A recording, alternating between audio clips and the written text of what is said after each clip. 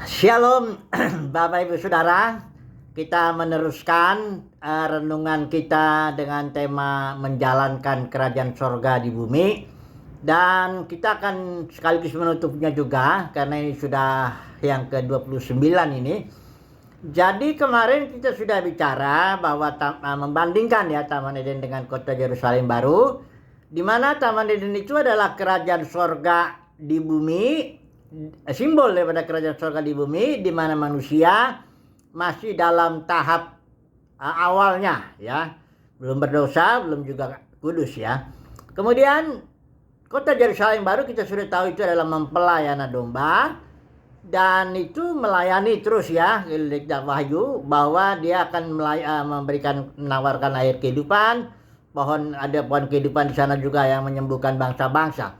Nah oke, kita akan menutup ini merenungkan 2 poin lah dalam kitab Wahyu. Kita sudah sampai di kitab Wahyu mengenai sangkakala ke-7 dan juga mengenai lautan api, karena banyak orang membayangkan lautan api itu neraka ya, kekal selama-lamanya, pengertiannya begitu ya. Nah mari kita melihat dulu yang pertama dulu lah ini ya, apa sangkakala ke-7, karena di sini dikatakan di Wahyu pasal 10 ya, tidak ada penundaan lagi, tetapi pada waktu bunyi sangkakala dari malaikat yang ke-7, yaitu apabila ia meniup sangkakalanya, maka genaplah keputusan rahasia Elohim ya.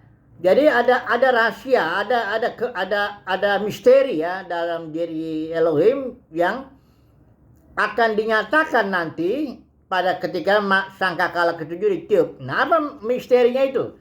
Yaitu di pasal 11 ada tertulis di sana, lalu malaikat yang ke-7 ayat 15, malaikat 7 meniup sangkakala, maka dikatakan sini, pemerintahan atas dunia dipegang oleh Tuhan kita, dan dia ini harusnya teks asli mengatakan dia ini huruf kecil, dia yang diurapinya artinya gereja pemenang. Dikatakan ya, saya ulangi lagi ya, pemerintah atas dunia dipegang oleh Tuhan kita dan dia yang diurapinya, dan ia akan memerintah sebagai raja sampai selama-lamanya. Jadi artinya begini, sekarang ini dunia ini kan diperintah oleh pemerintahan bangsa-bangsa itu ya, tetapi nanti ketika sangkakala ke-7 ditiup, maka pemerintahan atas dunia diambil alih jadi milik Tuhan Yesus dan gereja pemenang. Nah, gereja pemenang dan Tuhan Yesus itulah yang akan memerintah di bumi ini, menjalankan kerajaan sorga di bumi sampai nanti menaklukkan segala sesuatu. Nah, kalau dikatakan di sini pengertiannya di bagian bawah itu ya, apa yang terjadi ketika pemerintahan dunia ini diambil alih oleh Tuhan Yesus dan para gereja pemenang? Yang pertama ayat 18 dikatakan orang-orang mati akan dihakimi. Orang mati di sini bukan mati jasmani ya, karena orang mati jasmani yang nggak bisa lagi dihakimi. Orang mati di sini artinya yang belum percaya Tuhan Yesus, dia mati dia ya. Itu akan dihakimi. Nah, pengertian dihakimi ini sudah terlihat ya, selalu perhatikan. Yesaya 26 ayat 9 katakan apabila Tuhan menghakimi bumi, maka penduduk dunia akan mengenal kebenaran. Jadi orang mati ini dihakimi supaya mereka mengenal kebenaran ya. Oleh siapa dihakimi? Oleh Tuhan Yesus dan gereja pemenang. Nah, kemudian dikatakan lagi ayat 18 ini, hamba-hamba Tuhan atau nabi-nabi akan mendapat upah. Ada bagiannya ya, gereja pemenang itu. Ada bagiannya. Ketika sangkakala ke-7 ditiup, maka gereja pemenang akan mendapat bagiannya dalam melakukan ministry itu. Karena beda-beda itu nanti upahnya ya. Nah, kemudian yang ketiga, dikatakan di sini, ini ayat, masih ayat 18 di ujungnya. Untuk membinasakan yang membinasakan bumi. Ini siapa yang membinasakan bumi? Kalau kita lihat di pasal 19 itu gereja pelacur itu membinasakan bumi. Itu saya baca dulu ya, supaya menjadi jelas siapa yang akan dihakimi ya. Perhatikan di sini ayat yang ke-19 ayat 2 ya. Sebab benar adil penghakimannya, karena ialah yang telah menghakimi pelacur besar itu. Ini maksudnya gereja pelacur yang pasal diuraikan di 18. Kita nggak belajar itu sekarang secara detail, tapi di sangkakala ke-7 dia akan dihakimi. Dikatakan di sini yang merusakkan bumi dengan percabulannya ya. Jadi gereja pelacur, nah itu kalau saudara nanti pelajari di pasal 18 itu adalah gereja Katolik dan anak-anaknya ya. Itu yaitu gereja-gereja Protestan pecahannya. Nah, itu yang akan dihakimi ya. Sekali lagi ya, tujuannya supaya mengenal kebenaran ya, dihakimi itu. Itu yang poin yang pertama, ketika sangkakala ke-7 ditiup, maka bumi tetap ada ya. tapi pemerintahannya dunia ini diambil, kerajaan-kerajaan di dunia ini diambil ya, termasuk kerajaan-kerajaan denominasi itu diambil semuanya, ambil alih oleh Tuhan Yesus dan gereja pemenang. Untuk supaya gereja Tuhan Yesus gereja pemenang menjalankan kerajaan sorga di bumi dengan cara menghakimi itu. Bisa para Wahyu pasal 20 ayat 4 juga mengatakan gitu. Kita kalau sebagai gereja pemenang akan berfungsi sebagai raja-raja dan imam-imam atau Melkisedek untuk menjalankan kerajaan sorga di bumi ini, menghakimi ya. Nah oke. Sekarang satu poin lagi lah yang terakhir dengan cepat lah. Lautan api, karena banyak orang berpikir lautan api ini neraka selama-lamanya ya.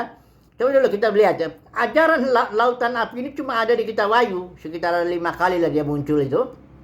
Nah, apa maknanya? Jangan langsung seseorang tuh berpikir secara jasmani ada api yang lautan api jasmani ya. Tunggu dulu.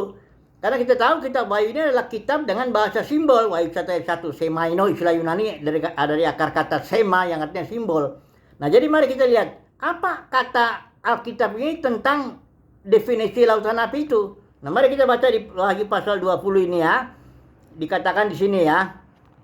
Ayat 15. Dan setiap orang ini yang tidak dikatakan dia Joshua Cajaras. Dan setiap orang yang tidak ditemukan namanya tertulis di dalam kitab kehidupan itu, ia dilemparkan ke dalam lautan api. Nah, sekarang lautan api itu definisinya di atas itu, ayat 14 tuh. Lalu maut dan kerajaan maut itu dilemparkanlah ke dalam lautan api. Itulah kematian yang kedua, lautan api. Jadi lautan api itu kematian yang kedua ya. Jangan bilang lautan api itu lautan jasmani, enggak. Definisinya bahwa lautan api adalah kematian kedua. Nah, saya jelaskan dulu begini. Ketika manusia berbuat dosa, manusia mengalami kematian ya. Istilah kalau di Kejadian pasal 3 ayat 17 ya. Itu dikatakan kalau kau makan buah ini kau akan mati ya. Istilah Ibrani mutamut itu artinya mati ya.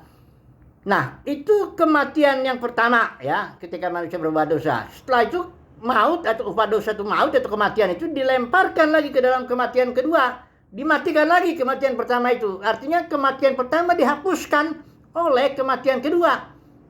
Nah, jadi bukan neraka kekal itu lautan api, tapi kematian yang mematikan kematian pertama. Nah, ya. Sebentar dulu di situ ya. Sambung lagi. Di sini ada lagi pengertian ini ya. Ayat yang di bawahnya itu, pasal 21 ya bagian bawah itu. Dan semua pendosa mereka akan mendapat bagian mereka di dalam lautan yang menyala-nyala oleh api dan belerang. Inilah kematian kedua. Nah, pengertian kedua itu, kematian kedua itu adalah lautan lautan yang menyala-nyala oleh api dan belerang.